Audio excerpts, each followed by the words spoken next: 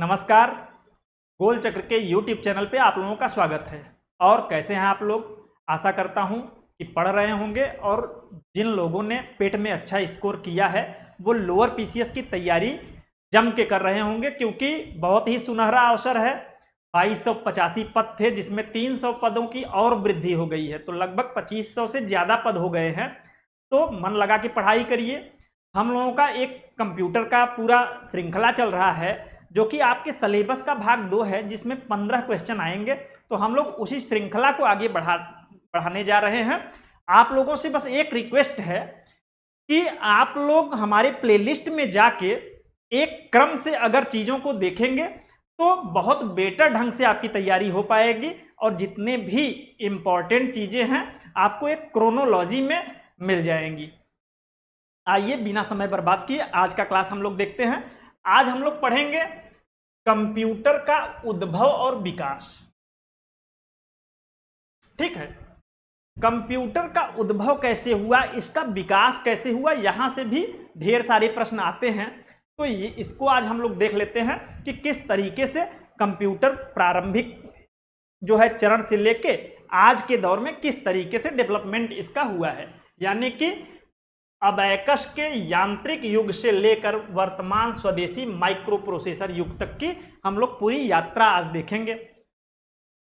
ठीक है, तो आइए हम लोग देखते हैं कि यांत्रिक युग जो था उसमें हम लोग अबेकस पास्कलाइन को देखेंगे, फिर चार्ल्स बैबेज का जो है युग देखेंगे जिसमें डिफरेंस इंजन और एनालिटिकल इंजन के बारे में हम लोग समझेंगे क्या था। फिर हम लोग विद्युत और यांत्रिक युग देखेंगे। ठीक है, विद्युत यांत्रिक व इलेक्ट्रॉनिक युग जिसमें हम लोग मार्क 1 एनियक, ठीक है, इसके बारे में देखेंगे। फिर हम लोग ट्रांजिस्टर और आईसी चिप वगैरह के बारे में समझेंगे, ट्रांजिस्टर क्या है, आईसी चिप क्या है। और लास्ट में हम लोग वर्तमान जो स्वदेशीकरण हुआ है माइक्रो प्रोसेसर का उसको देखने का प्रयास करेंगे। तो आज का हम लोगों का जो क्लास है वो यांत्रिक गणना की शुरुआत से लेकर वर्तमान जो है युग तक कंप्यूटर की यात्रा करना है। ठीक, तो हम लोग सबसे पहले देखते हैं कि एक यंत्र था गणना के लिए जिसे अबेकस कहा जाता था। ये विश्व का सबसे प्राचीन गणना यंत्र माना जाता है। क्वेश्चन पूछता है कि विश्व का सबसे प्राचीन गणना यंत्र कौन सा है, तो अबेकस है। ठीक है, इसका प्रयोग जो है ये मुख्य रूप से प्राचीन काल में बेबीलोन सभ्यता के लोग, बेबीलोन कहाँ है, इराक में, तो इराक में कौन सी सभ्यता थी, मेसोपोटामिया सभ्यता थी। तो बेबीलोन में जो है गणना के लिए इस यंत्र का प्रयोग किया जाता था। प्राथमिक विद्यालय में आप लोगों ने इस टाइप का जो है यंत्र देखा होगा जिसमें तार के बीच में ये गोलाकार मनके पिरोए होते हैं जो कि बच्चों को गिनती सिखाने के काम आते हैं। ठीक है, इसी को अबेकस कहते हैं। तो यहां से जो क्वेश्चन बनता है वो ध्यान दीजिएगा। प्राचीन बेबीलोन में इसका उद्गम हुआ। विश्व का प्राचीन गणक यंत्र किसे कहा जाता है, अबेकस को कहा जाता है। तारों में पिरोए गए गोलाकार मनकों के माध्यम से इसमें गणना सिखाया जाता है। ये खासकर छोटे बच्चों के लिए जो है गणना सिखाने के लिए यूज किया जाता था। अगला हम लोग देखते हैं पास्कलाइन, इंपॉर्टेंट है।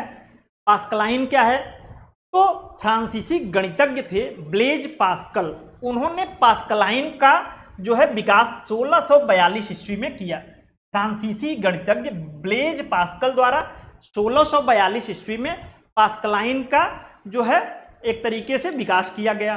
पास्कलाइन क्या था, तो यह विश्व की पहली यांत्रिक गणना मशीन है। ठीक है, इंपॉर्टेंट है कि विश्व की, अगर आपसे पूछे विश्व की पहली यांत्रिक गणना मशीन, यानी कि एक तरीके से ये मैकेनिकल कैलकुलेटर था। ठीक है, गणना जैसे हम लोग आज कैलकुलेटर का यूज करते हैं, ये 1642 ईस्वी में ब्लेज पास्कल द्वारा विकसित मैकेनिकल गणना मशीन था, मैकेनिकल कैलकुलेटर था। ठीक, यह केवल जोड़ और घटाना कर सकता था। तो इंपॉर्टेंट इसमें दो चीजें हैं कि विश्व की पहली यांत्रिक गणना मशीन या विश्व का पहला मैकेनिकल कैलकुलेटर आपसे पूछ दे तो पास्कलाइन। ठीक, यह केवल जोड़ और घटाना कर सकता था। हम देख रहे हैं एक तरीके से कि किस तरीके से जो गणना का कार्यक्रम है ये बदलता चला गया और वर्तमान कंप्यूटर का स्वरूप आया। तो पहले अबेकस से गणना होती थी, फिर पास्कलाइन का डेवलपमेंट हुआ, ठीक है। ये विश्व की पहली यांत्रिक गणना मशीन या मैकेनिकल कैलकुलेटर थी।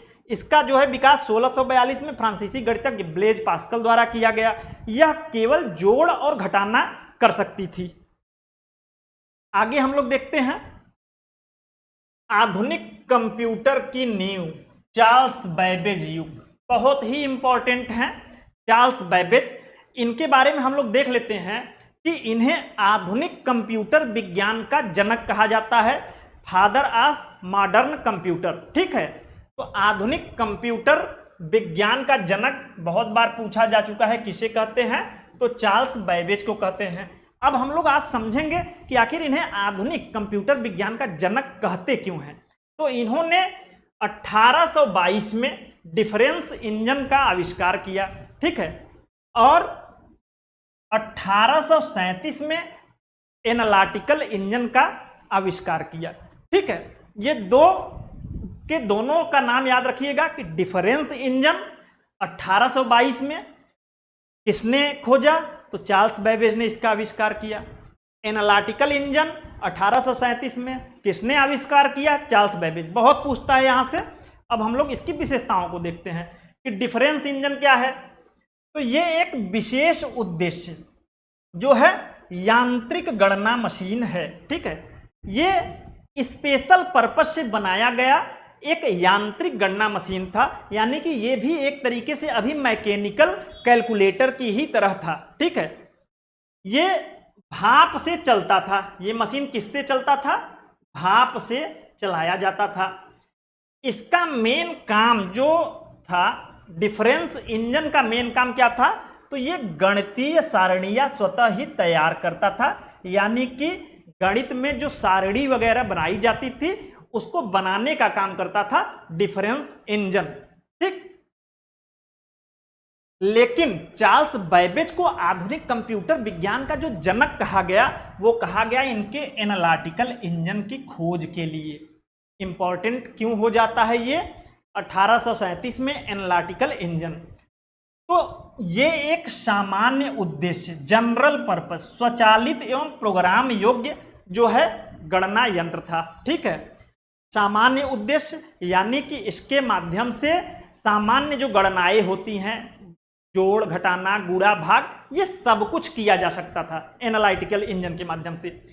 ये ऑटोमेटिक था, स्वचालित था एवं प्रोग्राम योग्य था, यानी कि एनालिटिकल इंजन में प्रोग्राम भी डाला जा सकता था, यानी कि निर्देशों का समूह डालकर जो है इससे काम लिया जा सकता था। इसका काम था सभी मूलभूत अंक गणितीय गणनाएं, जोड़ घटाना गुणा भाग को करना, ठीक है।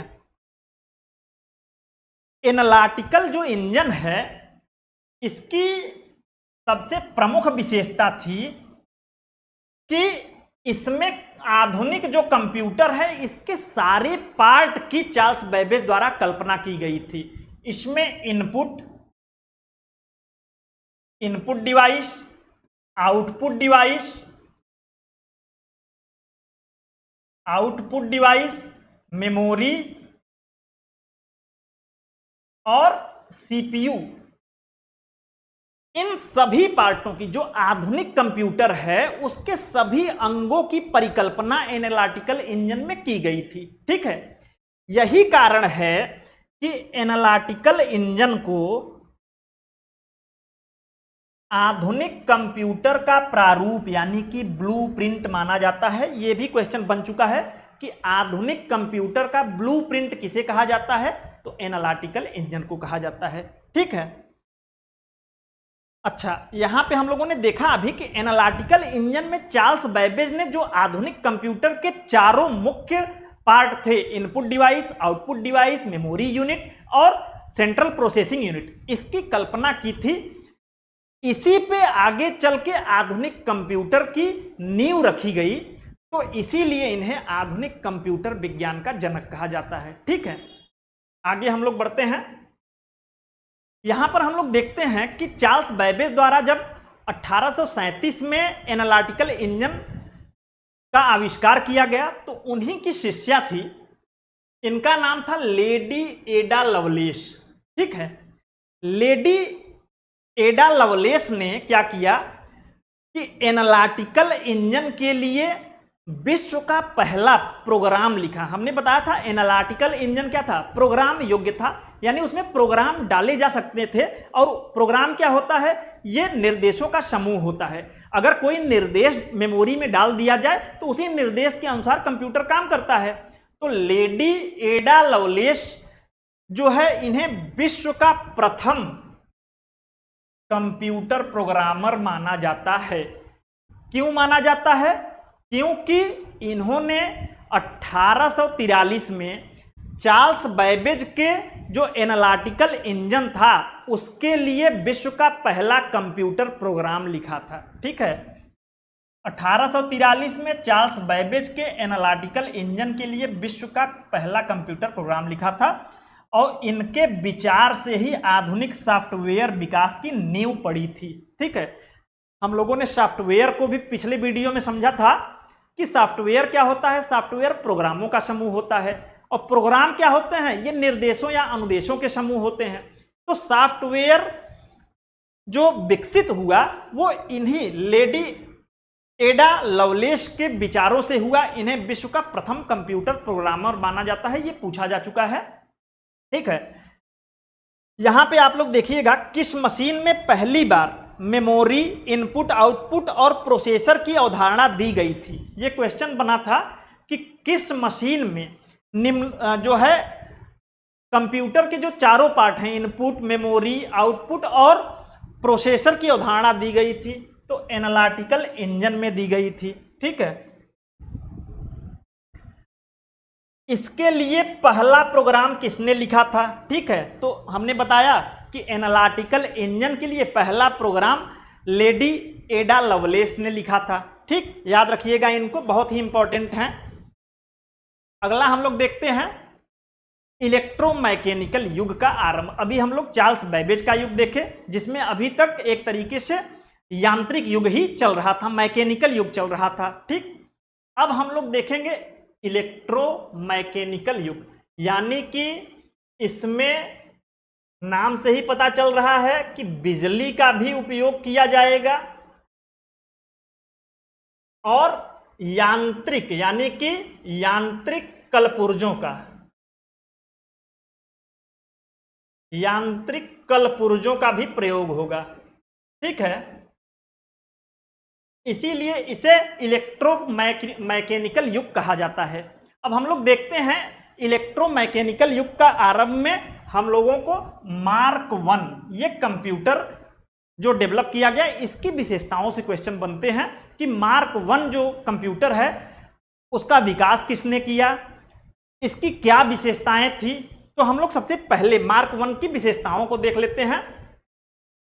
दुनिया का पहला बड़ा स्वचालित विद्युत यांत्रिक कंप्यूटर, ये शब्द याद रखिएगा कि दुनिया का पहला बड़ा और स्वचालित ऑटोमेटिक विद्युत यांत्रिक यानी कि इलेक्ट्रोमैकेनिकल कंप्यूटर जो है क्या था, तो मार्क 1 था। विद्युत यांत्रिक का मैंने पहले ही मतलब बताया कि इसमें जो है उपकरण विद्युत से भी चलाए जाते थे, और कुछ जो इसके यंत्र थे, ठीक है, जैसे रिले, स्विच, गियर, घूमने वाले यांत्रिक भाग, ये यंत्र बिजली देकर चलाए जाते थे, इसलिए इसे विद्युत यांत्रिक कंप्यूटर कहा जाता है। ठीक है, इसका विकास जो है 1939 में प्रारंभ हुआ था, और 1944 में ये मार्क 1 कंप्यूटर बन के तैयार हुआ। तो आपसे जो ये तैयार हुआ था वो डेट पूछा जाता है। मार्क 1 कंप्यूटर जो है कब प्रस्तुत किया गया, तो 1944 में हार्वर्ड आइकन द्वारा IBM कंपनी के सहयोग से इसका विकास किया गया। IBM कंपनी का फुल फॉर्म पूछता है, ये एक कंप्यूटर निर्माण कंपनी है अमेरिका की, जिसका नाम है इंटरनेशनल बिजनेस मशीन। ठीक, डेटा प्रोसेसिंग, इसमें इनपुट के रूप में पंच कार्ड का प्रयोग किया जाता था। ठीक है, आउटपुट के रूप में प्रिंटर का प्रयोग किया जाता था। ये दशमलव यानी कि डेसिमल नंबर प्रणाली पर आधारित था। ठीक है, इसमें डेसिमल नंबर यानी कि 0 से 9 तक जो है, जो हमारी दशमलव प्रणाली होती है, ये कंप्यूटर उस पर आधारित था। ठीक है, अब यहाँ पे इसके उपयोग से क्वेश्चन बनता है कि इसका उपयोग कहाँ किया जाता था। ठीक है, तो द्वितीय विश्व युद्ध के दौरान वैज्ञानिक एवं सैन्य गणना करने में इसका सबसे ज्यादा उपयोग किया गया था। क्योंकि द्वितीय विश्व युद्ध के दौरान ही ये बनाया गया था, तो वैज्ञानिक एवं सैन्य गणनाओं में मार्क 1 कंप्यूटर का प्रयोग किया गया था। ठीक है, यह बहुत बड़ा आकार का था, बहुत धीमी गति थी और अत्यधिक बिजली की खपत इसमें होती थी। ठीक है, तो ये इलेक्ट्रोमैकेनिकल जो है कंप्यूटर था। तो अगर पूछ देगा विश्व का पहला इलेक्ट्रोमैकेनिकल यानी कि विद्युत यांत्रिक कंप्यूटर कौन था, तो मार्क 1 था। ठीक, अगला हम लोग देखते हैं इलेक्ट्रॉनिक डिजिटल युग। इलेक्ट्रॉनिक डिजिटल युग, इसमें हम लोग मेनली 2 कंप्यूटर को देखते हैं, ABC और ENIAC। ठीक है, इलेक्ट्रॉनिक डिजिटल युग, यहां पे हम लोग समझ लेते हैं पहले कि इलेक्ट्रॉनिक डिजिटल युग में ABC और ENIAC ये दोनों कंप्यूटर हम लोग देखेंगे, इनकी विशेषताओं से क्वेश्चन आते हैं। तो सबसे पहले तो ABC कंप्यूटर का फुल फॉर्म जान लीजिए, एटनासॉफ बेरी कंप्यूटर। ठीक है, एटनासॉफ ये वैज्ञानिक का नाम है जिन्होंने विकसित किया है, बेरी वैज्ञानिक का नाम है, तो एटनासॉफ बेरी कंप्यूटर, ABC कंप्यूटर। ठीक, 1937 में इसका विकास प्रारंभ हुआ और 1942 में यह पूर्ण रूप से बन के तैयार हो गया। 1942 का डेट, अभी हमने मार्क 1 को देखा था 1944। इसके निर्माता जॉन विंसेंट एटनासॉफ और क्लिफोर्ड बेरी हैं। ठीक है, ये इसकी विशेषता याद रखिएगा कि दुनिया का पहला विशेष उद्देश्य special purpose electronic digital computer है। ये बहुत इंपॉर्टेंट है, डायरेक्ट पूछता है कि दुनिया का पहला विशेष उद्देश्य special purpose electronic digital computer कौन है, तो है ABC एटनासॉफ बेरी कंप्यूटर। ठीक है, इसमें मेनली वैक्यूम ट्यूब का प्रयोग किया गया है और बाइनरी प्रणाली का, इसीलिए यहां पर इसको इलेक्ट्रॉनिक डिजिटल कंप्यूटर हम लोग देख रहे हैं, कहा जा रहा है कि यह विशेष उद्देश्य इलेक्ट्रॉनिक डिजिटल कंप्यूटर। इलेक्ट्रॉनिक इसलिए इसको कहा जा रहा है क्योंकि इसमें वैक्यूम ट्यूब, ठीक है, वैक्यूम ट्यूब का प्रयोग किया गया है। और डिजिटल इसलिए कहा जा रहा है क्योंकि इसमें बाइनरी डिजिट, ठीक है, 0 1 का प्रयोग किया गया है। तो अगर आपसे पूछ दे विश्व का पहला जो है विशेष उद्देश्य जो है इलेक्ट्रॉनिक डिजिटल कंप्यूटर कौन था, तो आप याद रखिएगा एटनासॉफ बेरी कंप्यूटर था। ठीक है, इसमें वैक्यूम ट्यूब का प्रयोग किया गया था, इसलिए चूंकि वैक्यूम ट्यूब जो है ये इलेक्ट्रॉनिक यंत्र है, जो है वैक्यूम ट्यूब का प्रयोग किया गया और बाइनरी प्रणाली का प्रयोग किया गया 0 1, इसलिए इसे डिजिटल कहा गया। ठीक,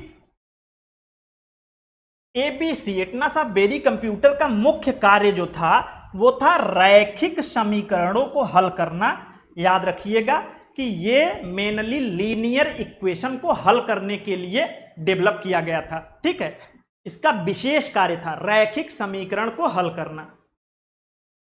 इसमें स्टोर्ड प्रोग्राम नहीं था। स्टोर्ड प्रोग्राम का मतलब होता है कि जो एटनासॉफ बेरी कंप्यूटर था इसमें प्रोग्राम को पहले से ही स्टोर नहीं किया गया था, यानी कि स्टोर्ड प्रोग्राम नहीं था। स्टोर्ड प्रोग्राम अगर किसी मेमोरी में पहले से ही कोई प्रोग्राम स्टोर कर दिया जाता है तो वो जो कंप्यूटर है उसी के अनुसार काम करता है, लेकिन यहां पर ऐसा कुछ नहीं था, इसमें प्रोग्राम स्टोर नहीं किया गया था। ठीक है, ENIAC इसके बारे में हम लोग देख लेते हैं। इसके निर्माता जो है जे प्रेस्पर एकर्ट और जॉन मॉचली, ये दोनों लोगों का नाम बहुत इंपॉर्टेंट है क्योंकि आगे अभी हम लोग 2-3 कंप्यूटर और देखेंगे जिनके निर्माता यही जे प्रेस्पर एकर्ट और जॉन मॉचली हैं। ठीक, तो ENIAC कंप्यूटर 1943 में निर्माण शुरू हुआ, 1946 में ये बनके तैयार हो गया।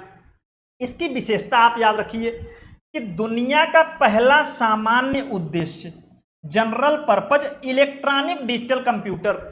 अगर आपसे यहां पे एकदम क्रिस्टल क्लियर हो जाइएगा कि दुनिया का पहला विशेष उद्देश्य इलेक्ट्रॉनिक डिजिटल कंप्यूटर, ठीक, कौन है? तो ABC, Atanasoff Berry computer. और अगर आपसे पूछे दुनिया का पहला सामान्य यानी general purpose electronic digital computer, तो आप यहां पर याद रखिएगा कि ENIAC। अब इसका अंतर हम लोग समझ लेते हैं एक बार। ये विशेष उद्देश्य क्यों कहा जा रहा है? क्योंकि ये एकदम स्पेशल पर्पज के लिए, मान लेते हैं ABC एक ऐसी मशीन है या ऐसी चक्की है जिसमें सिर्फ गेहूं जो है पीसा जा सकता है। अगर हम इसमें चावल या मसाला या हल्दी कुछ अन्य चीज पीसने के लिए ले जाते हैं तो इसमें नहीं पीसा जा सकता। तो ये एक तरीके से हम कह सकते हैं किसी स्पेसिफिक काम के लिए बनाया गया है, इसलिए इसे विशेष उद्देश्य, ठीक है। और इसका मेन उद्देश्य क्या था? रैखिक समीकरण को हल करना, ठीक है। जबकि दुनिया का पहला सामान्य उद्देश्य इलेक्ट्रॉनिक डिजिटल कंप्यूटर ENIAC था। यह सामान्य उद्देश्य है, यानी कि इसमें गेहूं भी पीसा जा सकता है, थोड़े बहुत परिवर्तन करके जो है सिस्टम में, चावल भी पीसा जा सकता है, हल्दी भी पीसी जा सकती है, मसाला भी पीसा जा सकता है। यानी सामान्य उद्देश्य के सारे काम, यानी ये वैज्ञानिक गणना में भी यूज हो सकता है, सैन्य जो है एक तरीके से सैन्य वगैरह के उपकरण वगैरह को जो है प्रोसेस करने में इसका उपयोग किया जा सकता है। तो ये एक तरीके से हम कह सकते हैं सामान्य उद्देश्य, ये हर काम को करने के लिए बनाया गया। दोनों इलेक्ट्रॉनिक डिजिटल जो है कंप्यूटर हैं, लेकिन अंतर इतना है, ये विशेष उद्देश्य है, ये सामान्य उद्देश्य है। दूसरा अंतर इन दोनों का सबसे बड़ा है कि देखिए दोनों में वैक्यूम ट्यूब का उपयोग हुआ है, ठीक है। ENIAC में 18,000 वैक्यूम ट्यूब लगाए गए थे, ये बहुत बड़ा कंप्यूटर था, ठीक। दोनों में वैक्यूम ट्यूब का प्रयोग हुआ है, लेकिन मेन जो दूसरा अंतर यहां पर हम देखते हैं कि इसमें बाइनरी प्रणाली का प्रयोग किया गया है, जबकि जो ENIAC है ये डेसिमल नंबर पर काम करता है, यानी 0 से 9 तक जो डेसिमल नंबर होता है उस पर काम करता है। इंपॉर्टेंट है ये दोनों अंतर, याद रखिएगा, सामान्य उद्देश्य और बाइनरी प्रणाली, विशेष उद्देश्य और बाइनरी प्रणाली, और ये सामान्य उद्देश्य और डेसिमल प्रणाली, ठीक है। ये जो है रैखिक समीकरण को हल करने के लिए जो है प्रयोग किया गया। प्लग बोर्ड द्वारा इसमें निर्देश दिया जाता था। जो ENIAC कंप्यूटर था इसमें एक प्लग बोर्ड होता था जिसके थ्रू इसको निर्देश दिया जाता था, और उसी निर्देश के थ्रू जो है सामान्य काम, जैसे एक काम कर रहा है कोई दूसरा काम करवाना है तो प्लग बोर्ड से कुछ निर्देश दे दिया गया तो ये दूसरा काम करना शुरू कर देता था। जबकि हमने देखा था इसमें स्टोर्ड प्रोग्राम था ही नहीं, प्रोग्राम नहीं था, तो ये जो इसमें एक बार सिस्टम सेट कर दिया गया उसी के अनुसार एक ही काम कर रहा था, ठीक। अब हम लोग आगे आते हैं, ENIAC के बाद हम लोग आते हैं EDVAC, ठीक। EDVAC इसके भी निर्माता जे प्रेस्पर एकर्ट और जॉन मौचली हैं। अभी हमने देखा ENIAC के निर्माता कौन थे, जे प्रेस्पर एकर्ट और जॉन मौचली। वैसे ही EDVAC इसका विकास 1949 में हुआ था, किसके द्वारा? जे प्रेस्पर एकर्ट और जॉन मौचली द्वारा। यहां से जो क्वेश्चन बनता है इसको याद रखिएगा कि यह विश्व का पहला stored program electronic digital computer है। हमने अभी 3 इलेक्ट्रॉनिक डिजिटल कंप्यूटर पढ़े, ठीक है। पहला पढ़ा ABC, एटना ऑफ बेरी, वो क्या था? विशेष उद्देश्य इलेक्ट्रॉनिक डिजिटल कंप्यूटर था। ENIAC को पढ़ा, वो सामान्य उद्देश्य इलेक्ट्रॉनिक डिजिटल कंप्यूटर था। दोनों का अंतर देखा कि ABC बाइनरी आधारित था, वैक्यूम ट्यूब का प्रयोग होता था, जबकि ENIAC जो था वो डेसिमल आधारित था और उसमें क्या होता था? वैक्यूम ट्यूब का प्रयोग होता था। जबकि अभी हम पढ़ रहे हैं कि ये भी इलेक्ट्रॉनिक डिजिटल कंप्यूटर ही है EDVAC, लेकिन आपसे पूछेगा कि विश्व का पहला स्टोर्ड प्रोग्राम, ये शब्द दे के पूछेगा इलेक्ट्रॉनिक डिजिटल कंप्यूटर, तो आपको याद होना चाहिए कि स्टोर्ड प्रोग्राम जो है EDVAC है, stored program electronic digital computer. अब इसका मतलब थोड़ा सा समझ लेते हैं कि स्टोर्ड प्रोग्राम का मतलब हो गया कि ये जो EDVAC कंप्यूटर था इसमें पहली बार ऐसा हुआ कि प्रोग्राम को कंप्यूटर के अंदर ही स्टोर कर दिया गया, यानी कि निर्देशों का समूह जो है दे दिया गया और उन्हीं निर्देशों के अनुसार यह कार्य करता था कंप्यूटर। ठीक है, मेमोरी में प्रोग्राम स्टोर करने का जो श्रेय था वो जॉन वान न्यूमैन, यहां पर ध्यान दीजिएगा कि ईडवैक के निर्माता जो थे जे प्रेस्पर एकर्ट और जॉन मौचली थे, जबकि ये जो स्टोर्ड प्रोग्राम था, जो कंप्यूटर में प्रोग्राम स्टोर किया गया था, इसका श्रेय जॉन वान न्यूमैन को दिया जाता है। यह आधुनिक कंप्यूटरों की आधारभूत संरचना के सबसे नजदीक था। तो ईडवैक कंप्यूटर का याद रखिएगा कि अगर पूछे कभी कि stored program electronic digital computer कौन था, तो ईडवैक। ठीक है, यूनिवैक, इसका विकास 1951 में किया गया। ठीक है, यूनिवैक, इसके भी निर्माता जे प्रेस्पर एकर्ट और जॉन मौचली थे। ठीक है, इसकी विशेषता क्या थी? यह विश्व का पहला व्यावसायिक इलेक्ट्रॉनिक डिजिटल कंप्यूटर था। ठीक है, यह भी इलेक्ट्रॉनिक डिजिटल कंप्यूटर है, लेकिन यहां पर क्या है? विश्व का पहला व्यावसायिक इलेक्ट्रॉनिक डिजिटल कंप्यूटर है। यूनिवैक का जो मेन प्रयोग था वो व्यवसाय में किया गया, और चूंकि अमेरिका में इसका डेवलपमेंट हुआ था तो अमेरिका में इसका बड़े पैमाने पर प्रयोग जनगणना कार्यों के लिए भी किया गया। ठीक है, तो यहां पर याद रखिएगा यूनिवैक, इसका विकास 1951 में किसके द्वारा? जे प्रेस्पर एकर्ट जॉन मौचली के द्वारा। ये अगर पूछ दे कि विश्व का पहला व्यावसायिक इलेक्ट्रॉनिक डिजिटल कंप्यूटर कौन सा है, तो यूनिवैक। आगे हम लोग चलते हैं। अब हम लोग यहां पर कुछ चीजें देखेंगे कि कंप्यूटर की पीढ़ी, हम लोग कंप्यूटर का वर्गीकरण कल अगले क्लास में करेंगे, लेकिन यहां पर हम लोग समझ लेते हैं कंप्यूटर को 5 पीढ़ियों में बांटा गया है, और उसी 5 पीढ़ी के आधार पर हम लोग देखते हैं पहली पीढ़ी में जो कंप्यूटर बनाए गए, जैसे अभी हमने देखा एनिएक के बारे में, एबीसी के बारे में, ठीक है, ईडवैक के बारे में, इसमें हमने देखा कि वैक्यूम ट्यूब का प्रयोग हुआ है। तो पहली पीढ़ी में वैक्यूम ट्यूब का प्रयोग हुआ, क्योंकि वैक्यूम ट्यूब बहुत बड़ा यंत्र होता था, तो इसलिए कंप्यूटर बहुत बड़े आकार के बनते थे। दूसरी पीढ़ी में ट्रांजिस्टर का प्रयोग हुआ, कंप्यूटर की जो दूसरी पीढ़ी बांटी गई उसमें ट्रांजिस्टर का प्रयोग हुआ।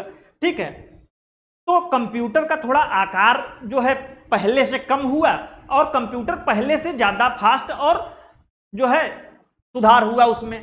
तीसरी पीढ़ी में आके इंटीग्रेटेड सर्किट का विकास हो गया। ठीक है, आईसी चिप जिसे हम लोग बोलते हैं, इससे कंप्यूटर के आकार में और क्रांति आई, आकार और छोटा हो गया, बिजली खपत और कम हो गई, कंप्यूटर और तेज हो गया। वर्तमान चौथी और 5वीं पीढ़ी के जो कंप्यूटर हैं, यहाँ पे माइक्रो प्रोसेसर, जिसको हम लोग सीपीयू कहते हैं, कंप्यूटर का मस्तिष्क, उसका डेवलपमेंट हो गया। तो अब हम इसी को देखेंगे, इसमें जो जो शब्द आए हैं इनको हम लोग समझ लेते हैं। यहां से क्वेश्चन बनते हैं, ट्रांजिस्टर क्या होता है, ठीक है, और ये किस पीढ़ी में प्रयोग किया गया है। तो हमने देखा ट्रांजिस्टर कंप्यूटर की दूसरी पीढ़ी में प्रयोग किया गया। ठीक है, पहली पीढ़ी में वैक्यूम ट्यूब प्रयोग किया गया, दूसरी पीढ़ी में पूछता है तो ट्रांजिस्टर। अब यहां पे याद रखिएगा इसका आविष्कार जो है 1947 में, ट्रांजिस्टर का आविष्कार 1947 में बेल लेबोरेटरीज के वैज्ञानिक जॉन बार्डीन, विलियम शाकले और वाल्टर ब्रेटन, तीनों नाम अच्छे से याद रखिएगा। यहां से पूछता है ट्रांजिस्टर का प्रयोग कंप्यूटर की किस पीढ़ी में हुआ, तो दूसरी पीढ़ी में हुआ। इसका आविष्कार किसने किया, तो बेल लेबोरेटरीज के 3 वैज्ञानिक थे, जॉन बार्डीन, विलियम शाकले और वाल्टर ब्रेटन। 1947 में इन्होंने आविष्कार किया और 1956 में इन्हें इसीलिए भौतिकी का नोबेल प्रदान किया गया। ठीक है, अब ट्रांजिस्टर होता क्या है, तो यह सिलिकॉन या जर्मेनियम जैसे अर्धचालक पदार्थ से बना एक तीव्र स्विचिंग डिवाइस होता है। तो ट्रांजिस्टर क्या होता है, ये सिलिकॉन और जर्मेनियम, ये दोनों ही अर्धचालक पदार्थ हैं। तो सिलिकॉन और जर्मेनियम से बना हुआ एक अर्धचालक पदार्थ, इन अर्धचालक पदार्थों से बना हुआ एक तीव्र स्विचिंग डिवाइस होता है। ठीक है, अच्छा, वैक्यूम ट्यूब का स्थान इसने क्यों लिया? तो आप ये समझ लीजिए कि हर पीढ़ी में, जैसे वैक्यूम ट्यूब पहली पीढ़ी में था, दूसरी पीढ़ी में आया ट्रांजिस्टर, तो क्या फायदा हुआ कंप्यूटर को? तो कंप्यूटर के आकार में कमी आई, कम बिजली खर्च होने लगा और कंप्यूटर कम गर्म होने लगे, अत्यधिक तेज हो गए और विश्वसनीय। हर पीढ़ी में ये सुधार आपको देखने को मिलेंगे। ठीक है, तो ट्रांजिस्टर के बारे में जो फैक्ट पूछता है वो याद रखिएगा। अब हम लोग देखते हैं आईसी चिप, इंटीग्रेटेड सर्किट। ठीक है, इंटीग्रेटेड सर्किट होता क्या है, इसका विकास किसने किया, यहां से भी क्वेश्चन पूछते हैं। ठीक है, तो इसका विकास हम लोग देख लेते हैं। 1958 में जैक किल्बी तथा रॉबर्ट नोयस द्वारा किया गया। जैसे ट्रांजिस्टर को पूछा था, वैक्यूम ट्यूब को पूछता है किस पीढ़ी में लगाया गया, तो कंप्यूटर की पहली पीढ़ी में। ट्रांजिस्टर को पूछता है कंप्यूटर की किस पीढ़ी में लगाया गया, तो ट्रांजिस्टर दूसरी पीढ़ी की विशेषता थी। वैसे ही आईसी या इंटीग्रेटेड सर्किट को पूछता है कि कंप्यूटर की किस पीढ़ी में लगाया गया, तो ये कंप्यूटर की तीसरी पीढ़ी में प्रयोग किया गया। ठीक है, यहां से क्वेश्चन बनते हैं, इसलिए बार बार मैं आपको इंपॉर्टेंट चीजें रिकॉल कराते चल रहा हूं। अब इसकी परिभाषा हम लोग देख लेते हैं, इंटीग्रेटेड सर्किट क्या होती है। ठीक है, आईसी चिप ये एक अर्धचालक चिप होती है, सिलिकॉन चिप होती है। सिलिकॉन या जर्मेनियम हमने देखा था अर्धचालक पदार्थ थे, तो ये एक सिलिकॉन चिप होती है जिसपे ढेर सारे जो है इलेक्ट्रॉनिक उपकरण, हजारों या लाखों की संख्या में इस पे ये सब लगे रहते हैं। ठीक है, और एक दूसरे से ये धातु के तारों द्वारा जुड़े रहते हैं। ठीक है, तो यह एक अत्यंत छोटी सिलिकॉन चिप होती है जिस पर हजारों या लाखों इलेक्ट्रॉनिक उपकरण, ट्रांजिस्टर, रजिस्टर एक साथ बनाए जाते हैं। ठीक,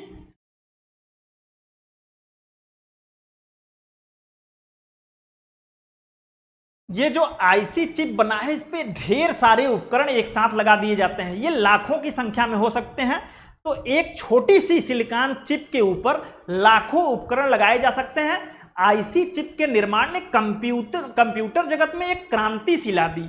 कंप्यूटर के आकार बहुत छोटे हो गए, कंप्यूटर की जो कार्यशैली थी वो काफी बढ़ गई। ठीक है, आज अगर हम लोग लैपटॉप, पीसी, टैबलेट या मोबाइल तक पहुंच पाए हैं तो उसमें आईसी चिप का बहुत बड़ा योगदान रहा है। ठीक है, इसीलिए इसे माइक्रो इलेक्ट्रॉनिक्स भी कहते हैं। ये जो प्रौद्योगिकी है इसे माइक्रो इलेक्ट्रॉनिक्स भी कहते हैं। इस तकनीक ने माइक्रो इलेक्ट्रॉनिक्स विज्ञान को जन्म दिया। इसके कारण कंप्यूटर पहले से छोटे, तेज और अत्यधिक विश्वसनीय बन पाए। तो आप लोग याद रखिएगा कि इंटीग्रेटेड सर्किट में 1958 में इसका विकास जैक किल्बी और रॉबर्ट नोयस द्वारा किया गया। तीसरी पीढ़ी में इसका प्रयोग किया गया और ये एक सिलिकॉन चिप के ऊपर जो है कई उपकरण इलेक्ट्रॉनिक लगाकर बनाए जाते थे। ठीक, अब अगला हम लोगों का है माइक्रो प्रोसेसर। ठीक, माइक्रो प्रोसेसर, अब इसको हम लोग देख लेते हैं। माइक्रो प्रोसेसर, हमने देखा कि कंप्यूटर की चौथी और पांचवी पीढ़ी आते आते माइक्रो प्रोसेसर का विकास हुआ। माइक्रो प्रोसेसर क्या होता है? तो माइक्रो प्रोसेसर एक इलेक्ट्रॉनिक चिप होता है। ठीक है, इलेक्ट्रॉनिक चिप होता है जिसे कंप्यूटर का हम लोग सीपीयू, सेंट्रल प्रोसेसिंग यूनिट भी कहते हैं। तो माइक्रो प्रोसेसर को सीपीयू भी कहते हैं। ठीक, सीपीयू का हमने क्या काम देखा था कि ये माइक्रो प्रोसेसर जो होता है कंप्यूटर में संचालित होने वाली समस्त गणनाओं को जो है निष्पादित करता है। इसलिए माइक्रो प्रोसेसर या सीपीयू को कंप्यूटर का मस्तिष्क भी कहा जाता है। ठीक है, माइक्रो प्रोसेसर एक छोटी इलेक्ट्रॉनिक चिप होती है जिसे कंप्यूटर का मस्तिष्क भी कहा जाता है। इसमें समस्त गणनाएं, डेटा प्रोसेसिंग के कार्य होते हैं। अब यहां से जो क्वेश्चन बनते हैं माइक्रो प्रोसेसर से हम लोग उसको सीधे देख लेते हैं। पूछता है कि विश्व का पहला जो माइक्रो प्रोसेसर है वो कौन सा था, किस कंपनी द्वारा डेवलप किया गया। ठीक है, तो हम लोग यहां देखते हैं कि विश्व का पहला जो माइक्रो प्रोसेसर था वो इंटेल 4004 था, जिसे 1971 में जो है इंटेल कंपनी द्वारा बनाया गया। ठीक, यहां पे 3-4 चीजें पूछती हैं। विश्व का पहला माइक्रो प्रोसेसर कौन सा था? तो इंटेल 4004 आप याद रखिएगा। कब ये डेवलप हुआ? 1971 में। विश्व का पहला माइक्रो प्रोसेसर इसे बोलते हैं। किस कंपनी ने इसको डेवलप किया था? तो ये इंटेल कंपनी अमेरिका की थी, इसने इस माइक्रो प्रोसेसर को डेवलप किया था। और ये 4 बिट का माइक्रो प्रोसेसर था। अभी हम लोग समझेंगे ये 4 बिट 8 बिट है क्या। उसके अलावा हम लोग देखते हैं इंटेल द्वारा ही 1972 में जो है इंटेल 8008 जो है माइक्रो प्रोसेसर का डेवलपमेंट किया गया। ये 8 बिट माइक्रो प्रोसेसर था। इंटेल 8080 1974 में उसने बनाया, इंटेल कंपनी ने ही। यह 8 बिट अत्यंत लोकप्रिय 8 बिट जो है माइक्रो प्रोसेसर था। इंटेल 8086 1978 में बना, ये 16 बिट जो है माइक्रो प्रोसेसर था, आधुनिक पीसी का आधार था। अब इसको हम लोग समझ लेते हैं, ये 4 बिट 8 बिट 16 बिट ये क्या है।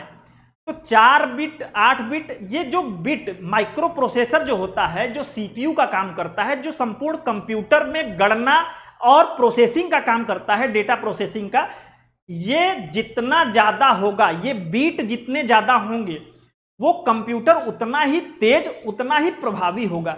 यानी कि 4 बिट 8 बिट 16 बिट 32 बिट और 64 बिट, वर्तमान में जो सुपर कंप्यूटर है उसमें 64 बिट माइक्रो प्रोसेसर का उपयोग किया जा रहा है। ठीक है, अगला हम लोग देखते हैं भारत का अभी करंट में पिछले साल का जो है मार्च का न्यूज है। यहां पर भारत में इसरो द्वारा 2 माइक्रो प्रोसेसर लॉन्च किए गए। एक का नाम था विक्रम 3201, ठीक है, विक्रम 3201, और दूसरे का नाम था कल्पना 3201। ये दोनों क्या थे? तो माइक्रो प्रोसेसर थे। और ये 32 बीट माइक्रो प्रोसेसर हैं। इसकी जो विशेषता थी वो थी कि ये भारत का पहला पूर्णतः स्वदेशी माइक्रो प्रोसेसर था। ठीक है, विक्रम 3201 और कल्पना 3201 क्या था? भारत का पहला पूर्णतः स्वदेशी जो है माइक्रो प्रोसेसर। सोचिए, अमेरिका वगैरह में जो चीजें 1971-72 में बना ली गई थी, हम 2025 में उस उपलब्धि तक पहुंच पाए हैं। हमने अभी 32 बीट का जो माइक्रो प्रोसेसर बनाया है विक्रम और कल्पना, ये अपना स्वयं का बनाया, स्वदेशी रूप से भारत द्वारा निर्मित किया गया है। ठीक है, तो भारत का पहला पूर्णतः स्वदेशी 32 बिट माइक्रो प्रोसेसर कौन है? तो विक्रम 3201 और कल्पना 3201। विकास इसका किसने किया? तो याद रखिएगा इसरो और सेमीकंडक्टर लेबोरेटरी चंडीगढ़ द्वारा किया गया। इसका उपयोग कहां किया जाएगा? विक्रम 3201 का और कल्पना 3201 का, तो मुख्य रूप से अंतरिक्ष अभियान और प्रक्षेपण यान में इसका प्रयोग किया जाएगा, यानी ये अंतरिक्ष क्षेत्र में प्रयोग किया जाएगा। मार्च 2025 में कल्पना 3201 के साथ आधिकारिक रूप से इसे प्रस्तुत किया गया था। ठीक है, अब हम लोग परीक्षा उपयोगी एक रिकॉल कर लेते हैं महत्वपूर्ण प्रश्नों को, फिर आज का क्लास यहीं पे समाप्त करते हैं। विश्व का प्रथम गणक यंत्र हमने बताया था अबेकस है। विश्व का पहला गणना यंत्र या गणक यंत्र कौन सा है? अबेकस है। विश्व की पहली यांत्रिक गणना मशीन मैकेनिकल कैलकुलेटर, ये क्या बताया था मैंने? पास्कलाइन को बताया था। ठीक है, आधुनिक कंप्यूटर का प्रारूप बहुत इंपॉर्टेंट है। आधुनिक कंप्यूटर का ब्लूप्रिंट किसे कहा जाता है? एनालिटिकल इंजन को कहा जाता है, जिसका डेवलपमेंट चार्ल्स बेबेज द्वारा 1937 में किया गया था। ठीक है, 1837 में किया गया था। और इसका एक जो इंपॉर्टेंट चीज था कि इसे आधुनिक कंप्यूटर का ब्लूप्रिंट कहते क्यों थे? क्योंकि आधुनिक कंप्यूटर में जो भी उपकरण, input device, output device, memory और सीपीयू की कल्पना थी वो एनालिटिकल इंजन में की गई थी। विश्व का प्रथम computer programmer lady Ada Lovelace को कहा जाता है।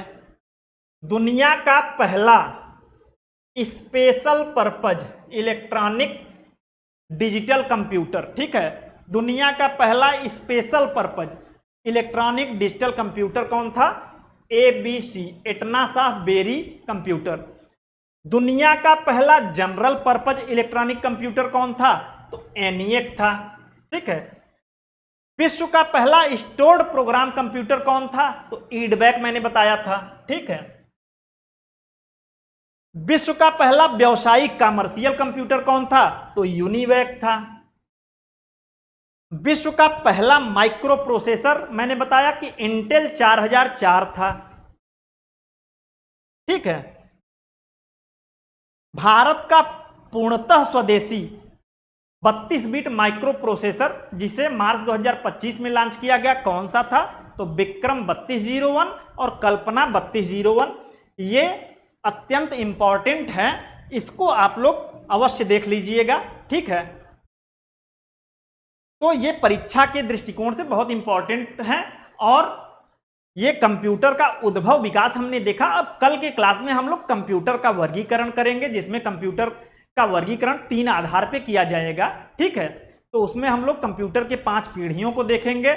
उसके अलावा जो है एनालॉग, डिजिटल और हाइब्रिड कंप्यूटर को समझेंगे। इसके अलावा आकार के आधार पे भी किया जाता है वर्गीकरण, जिसमें मिनी कंप्यूटर, माइक्रो कंप्यूटर और सुपर कंप्यूटर आदि आते हैं।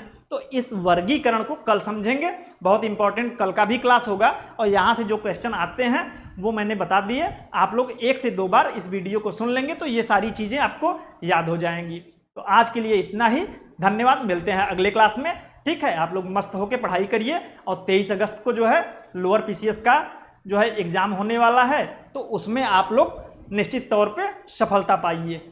धन्यवाद।